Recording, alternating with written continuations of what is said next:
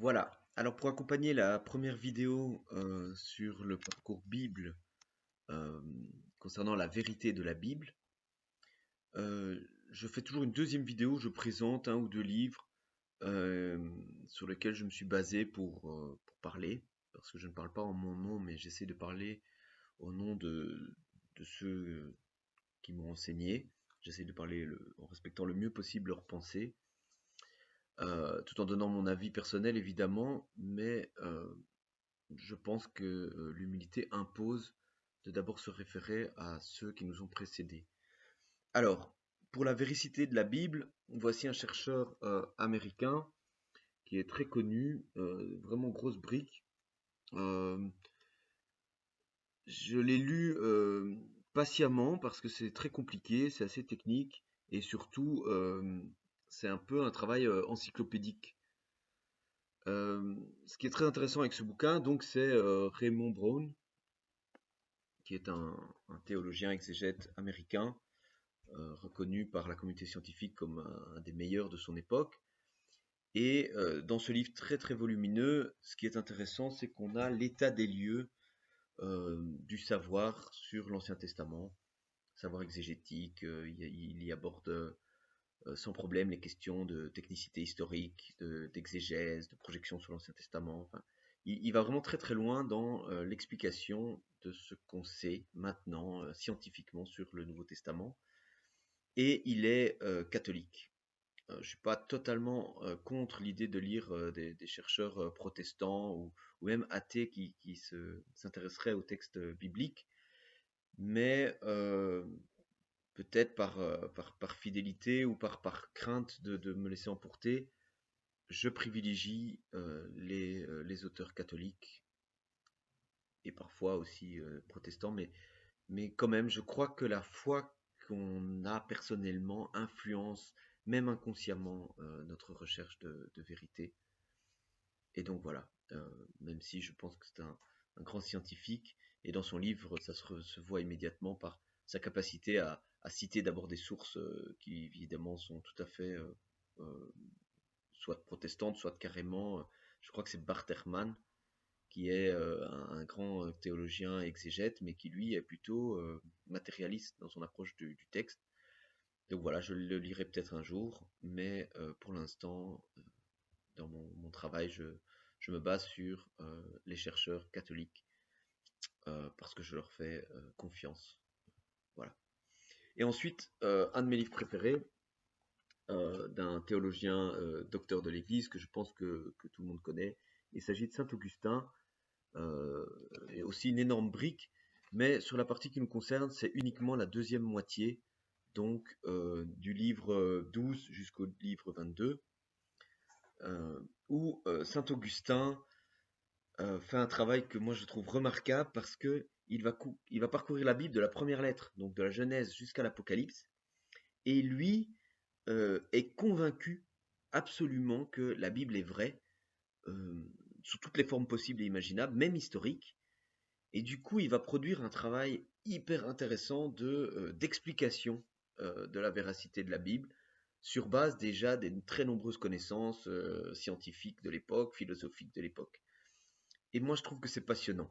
On peut dire que à certains moments, peut-être qu'il bricole, ou peut-être que ça peut avoir l'air exagéré, mais je pense qu'il faut se souvenir qu'il est au 5e siècle, qu'il est un des plus grands savants de son temps, qu'il n'est pas du tout dogmatique. Il a un passé athée pour ceux qui le connaissent. Il a été juriste, philosophe, manichéen. Il a donc un passé avant sa conversion. Et donc, si nous arrivons parfois à considérer certains passages comme étant, je crois qu'on appelle ça conformiste, c'est-à-dire qu'il trouve une solution coûte que coûte, c'est parce que nous avons la chance d'avoir été baignés dans une culture où d'autres scientifiques ont enrichi notre savoir. Et je pense qu'on doit rester très humble par rapport à ça. Mais il y a aussi des apports dans la Cité de Dieu, donc dans les 12 derniers livres, exceptionnels et qui permettent de comprendre des passages de la Bible dont je pense qu'on a presque perdu l'analyse à force de les avoir placardés en disant bah, il n'y a plus d'intérêt à ces textes. Ce sont des textes ultra symboliques. il y a quand même toujours, ne l'oubliez pas, une vérité dans le texte. Et donc voilà, saint Augustin, grand enseignant, docteur de l'Église, eh bien lui a pris le temps euh, de faire une exégèse complète de la Bible et d'aborder les sujets euh, sans nier la connaissance de l'époque. Donc il va prendre la Genèse par exemple et il va essayer d'expliquer, bon, qu'est-ce qu'on fait de ces 6 journées? Eh bien moi je trouve que à l'époque où certains commencent à avoir des idées créationnistes ultra braquées sur le texte, eh bien saint Augustin va tenter de résoudre ces problèmes. Sur l'âge des patriarches par exemple, sur ces personnages incroyables qui vivent des centaines d'années, qu'est-ce qu'on doit dire sur eux? Et il va aborder les réflexions de son époque. Les gens de son époque n'étaient pas du tout des imbéciles ou des gens dénués de science. Il y avait énormément de scientifiques, il y avait des scientifiques non chrétiens, il y avait des scientifiques avec des gros guillemets qu'on pourrait appeler athées, et donc qui ont vraiment une capacité d'abstraction. Et ces gens, dans le dynamisme du 5e siècle ou du 4e siècle, évidemment questionnaient la Bible. La Bible était connue de certains grands intellectuels. La foi chrétienne, on est post-Constantin, donc la foi chrétienne s'est imposée dans l'Empire, et évidemment, les questions de la Bible sont déjà analysées. Il ne faut pas toujours croire que la lumière ont été le seul moment d'éclairage de l'histoire de l'Église. Donc voilà, moi je vous conseille, si la notion de vérité de la Bible a du sens pour vous et que c'est important, soit parce que vous voulez savoir si c'est vrai et si on peut s'y fier, soit parce que justement vous croyez que tout est faux, eh bien, évidemment, il faut un peu bosser, hein, les bouquins sont énormes, mais c'est pas une question, je pense, quand on a la foi, qu'on doit laisser en suspens. Enfin, en tout cas, si c'est une question qui vous travaille, ben, travaillez-la avec des références intéressantes. Donc, La Cité de Dieu, ou c'est pas le seul bon bouquin, il y en a plein d'autres, mais ou Que sait-on du Nouveau Testament? Là, au moins, à la fin de cette lecture, ben, vous pourrez dire, ok, je sais où j'en suis et je sais sur quoi je me fie. Voilà tout. Bonne lecture. Au cas où, je vous reparlerai de La Cité de Dieu dans plein d'autres sujets parce que c'est un bouquin pour moi fondateur et qu'on devrait redécouvrir à notre époque de crise.